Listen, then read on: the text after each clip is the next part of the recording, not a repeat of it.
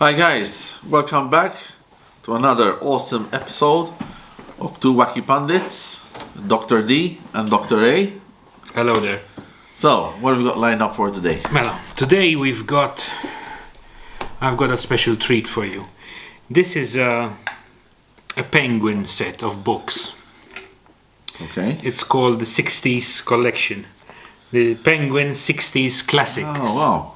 It was released obviously in the 1960s and is no longer found on sale. This was, in fact, I had to get it. Some classics there. I had to get. Murders in the Rue Morgue. Yes, and they are really superb. This can only be found second hand, and I'll be returning to it as my mood dictates during the next few weeks. Okay. Today we'll be dealing with one book in particular. One of these books. These are like tasters. Show them how tiny it is. This is a really tiny book, but it's Leo Tolstoy, The Death of Ivan Ilyich. So this is like These are taster a degustation menu. It's like when you of the buy literary world. when you buy whiskey samples. Yes, tasters. Yes, Tasters. Yeah. Degustation menu. Yeah, when you go to a fine dining restaurant. And then you find an author that you like and you expand from there. Okay. Expand from there. They don't do them like this anymore. No, absolutely not. They don't do them like It's this. either all or nothing. It's either it's a collection or you don't find a compendium. I actually never knew they existed in this way. Yeah, they exist. Okay. But they're very difficult to find. Oh, I can imagine. And expensive as well. Ah. The set set me back 150 euros. Wow. Okay, but that's when you bought it. When I bought it. You check now? If you check now, probably it will be even more, if there are any left. Because at the time I checked it, there were only two left. Okay. And eight books. Okay, so The Death of Ivan Ilyich. Ilyich. This book is very near and dear to my heart because it describes the death of a judge. Okay. And I'm a lawyer, so I've been on the wrong side of the law many times. Okay. I've been chewed out by judges quite a lot during my days. So I really don't have a lot of love for them. Okay.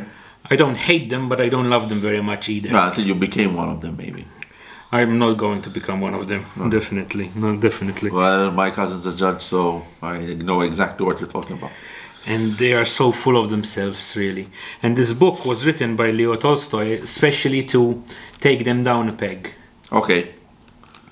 I will be reading excerpts from it in due time. It describes the degradation, the downfall, the illness of a once proud and recognized member of society. So now probably cannot wipe his ass on his own? He had his life in order, everything was prim and proper, everything was going fine and dandy, and all of a sudden he had an accident while on a ladder. Yeah. He bruised himself, and this bruise developed into something more serious, and in 3 months he was dead. Ostia. I think at the time, if the illness were diagnosed today, it would be cancer, probably. Probably it would be cancer, some sort of malignant. It was a bruise that turned into, or some sort of really bad infection. Or some really bad infection. Wasn't treatable in those days. Yeah, or some inner hemorrhaging. Anyway, I'm going to read some excerpts from it. Okay. To show you just the poetry of the language and the intensity of his feelings, because Leo Tolstoy always wrote very intensely. This was when he went to see the doctor. This is the judge seeing the doctor, right? Two pompous asses in front of each other. He went. The whole procedure followed the lines he expected it would. Everything was as it always is. There was the usual period in the waiting room and the important manner assumed by the doctor. He was familiar with the air of professional dignity. He adopted it himself in court. And the sounding and listening and questions that called for answers that were foregone conclusions and obviously unnecessary. And the weighty look which implied, "You just leave it all to us and we'll arrange matters. We know all about it. We can see to it exactly in the same way as we would for any other man. The entire procedure was just the same as in the law courts. The airs that he put on in court for the benefit of the prisoner at the bar, the doctor now put on for him. Mm-hmm. Yes, yeah. He writes very intensely, and I really enjoy this story because it puts this little scoundrel of a judge in his place. Divine intervention. Bashes him and until he's dead. You fucking hate judges, do you? Yes, I hate them. Because they have the power of life and death, and your life is in their hands. Who has the effrontery of sitting in judgment over somebody else, really? I mean, you really have to be full of yourself to do that, to sit in judgment over somebody else. What right do I have to judge you? And to It's true, but unfortunately, in most democracies, that's the way it is. That's how it's been designed. That's how it's been designed. And we haven't found anything better than that, no. Yeah, I know. It's the better. But don't forget, at the end of the day, at least. Okay, well now we're going to skip a bit. We're going to go a little bit of a tangent here. Because here in Malta, I think you rarely get juror-based trials. Yeah, correct? True. And that's the fuck up. I know. So most other democratic countries, it's the 12 jurors who decide. People it's a trial by jury. And that's the best fucking type of trial that anyone can get. Yes. Rather than just one guy deciding. So in that respect, you're right. Yes. But continue. He continues, Ivan Ilyich, when the doctor visits him now. Ivan Ilyich knows quite well and beyond doubt that all this is nonsense and empty deception. But when the doctor, getting down on his knees, leans over him, applying his ear now higher up, now lower down, and with most sapient countenance performs various gymnastic evolutions over him, Ivan Ilyich submits to it all as he once submitted to the speeches of the lawyers in court, though he was perfectly well aware that they were lying all the time, and always why they were lying. You see the similarity between the doctor's profession and the judge's profession. Yeah. Well, now he's getting a taste of his own medicine. And now he's pun intended. Now he's going down rapidly. Yeah. He's degrading rapidly. And he's becoming very morose and very bitter. Bitter at the people around him who are still healthy. He's going down and they are going up. Yeah. Even his family he starts hating at this point. His wife in particular. And his daughter, for instance, right here, his daughter came in full evening dress, her fair young flesh exposed, while his flesh made him suffer so. But she paraded it. She was strong, healthy, clearly in love and impatient with illness, suffering and death, because they interfered with her happiness. Oh. Beautiful language. Yeah. The translator did a great job. But the thoughts of the guy are not that beautiful either. But I read it as a comedy, really, rather than as a tragedy myself. Yeah, because you're having fun. I'm having fun. Going to the fucking gutter. Yes. I'm enjoying myself.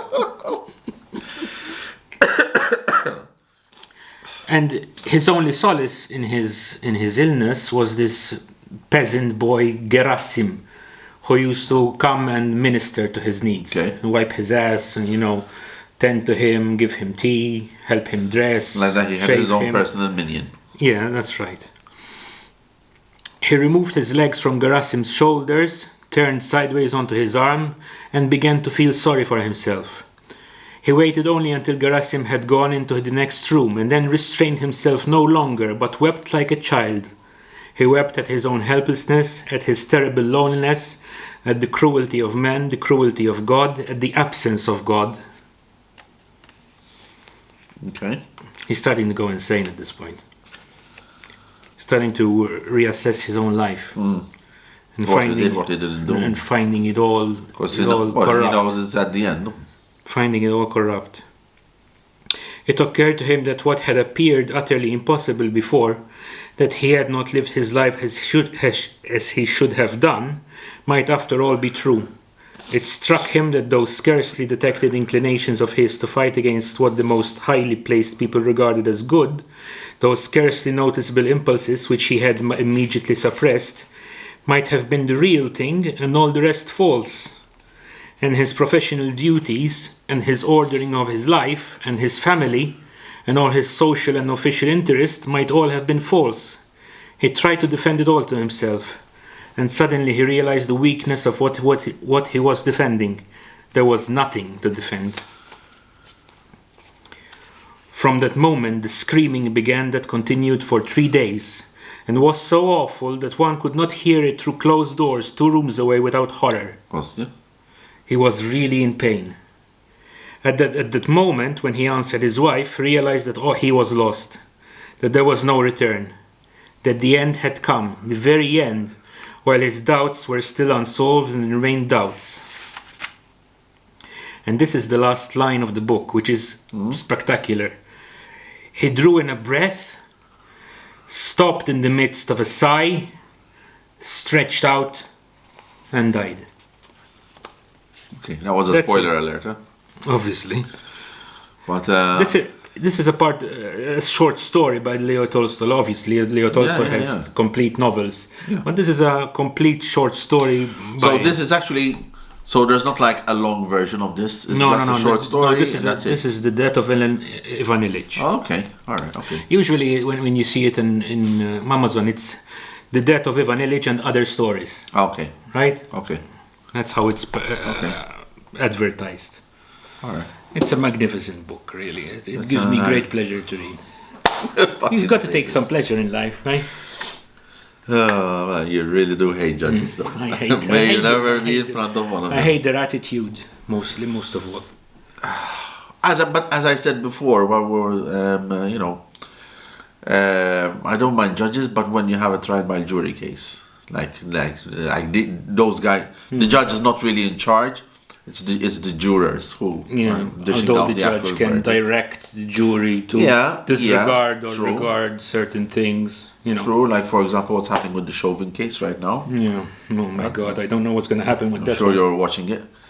I think I know what. If he is released. But anyway, that's another story. All right, that's another story. Let's not go into that. Exactly, that's a whole 3 episode in itself. Yes.